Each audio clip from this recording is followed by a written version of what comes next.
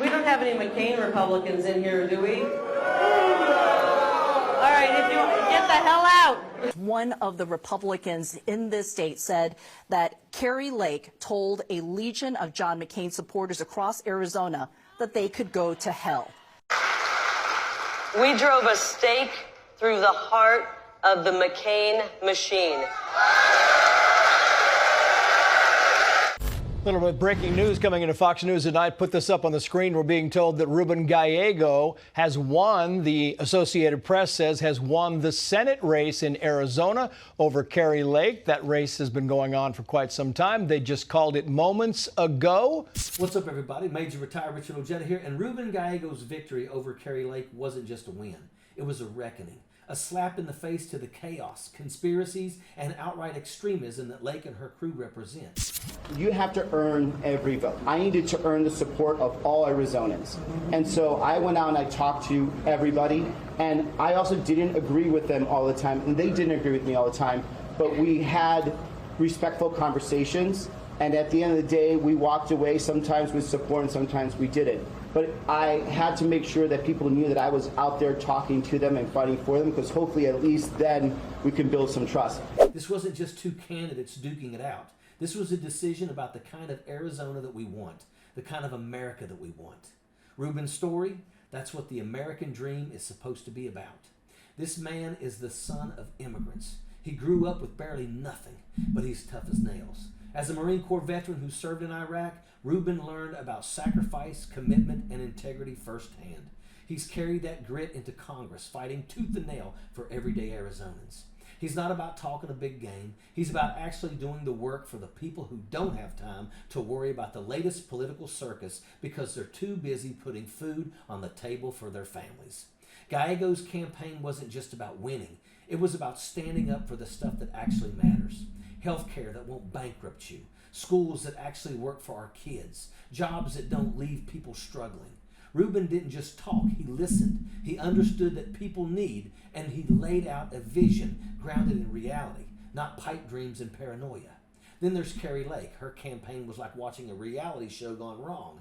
From the get-go, she was all in on the big lie, clinging to some fantasy that she didn't actually lose her 2022 race. On your race itself, have you changed your position on whether you lost the 2022 election for governor? Why are we looking backward? I'm looking forward, Caitlin. Because I already you've know yet to what you're concede that race. The people of our state are caring about what's coming up, what's going forward. How are we going to make sure we secure the border? What can we as Republicans do to make sure we bring back that thriving economy where we had record low unemployment? So you're not going to say whether or not you lost the 2022 race. Is that what I'm hearing? You know what, Caitlin? You've seen thousands of interviews from me. I've answered that a million times. I'm looking forward. You've actually yet to answer the question directly on whether you believe that you did lose the election.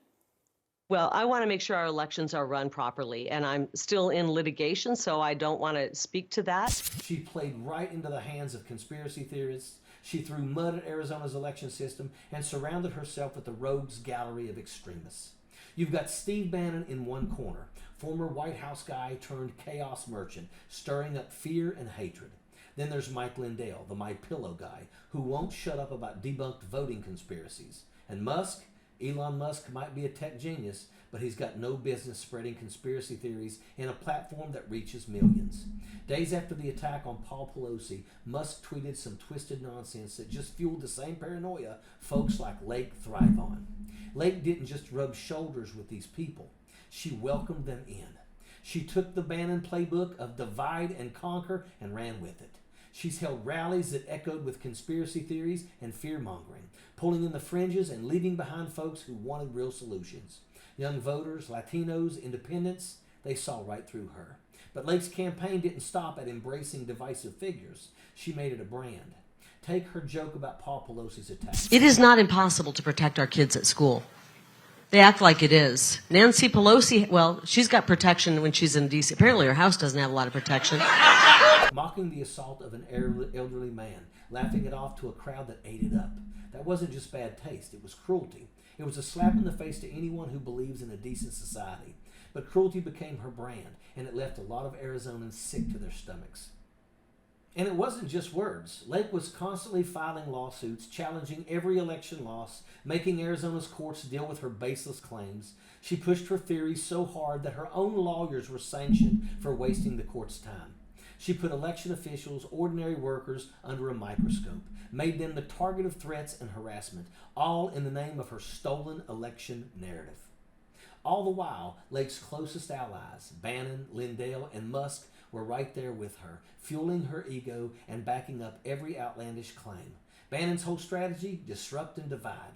His tactics haven't changed since he left the White House. He's still stirring up division, pushing far-right politics, and encouraging the us versus them mentality that Lake embraced. And Lake didn't just follow his lead, she sprinted after him. Mike Lindell, meanwhile, took his MyPillow money and poured it into a crusade against democracy itself. He spent millions spreading debunked claims about voting machines, playing right into Lake's hands. She gave Lindell a platform in Arizona, letting him broadcast his fantasies about rigged elections to anyone who would listen. But aligning with him, Lake showed exactly what she stood for. Not facts, but conspiracies that sow chaos and keep people divided. And then there's Elon Musk, who has become a troubling force in this landscape. With his control of Twitter, Musk has empowered voices like Lake's to reach even larger audiences. When Musk tweeted a bizarre conspiracy theory about Paul Pelosi's assault, it wasn't just a slip-up. It was an endorsement of the kind of thinking that Lake has pushed throughout her campaign. For Musk, who sat comfortably atop the tech world, it might seem like just another tweet. But for the millions who see his every post, it was a green light for misinformation. Let's not forget Musk's influence that goes far beyond Twitter. He's enabled extremists and conspiracy theorists, giving them a platform and legitimacy. He's amplified the Kari Lakes and the Mike Lindells of this world, reinforcing their toxic narratives. Musk may have built rockets, but he's also given liftoff to some of the most dangerous ideologies that we face today. While Lake leaned into conspiracies and alienated ordinary voters, Gallego was out there building a campaign on sweat, grit, and people power. Not on big money billionaires or shady media figures. This was a grassroots win, backed by everyday folks who showed up because they believed in something better.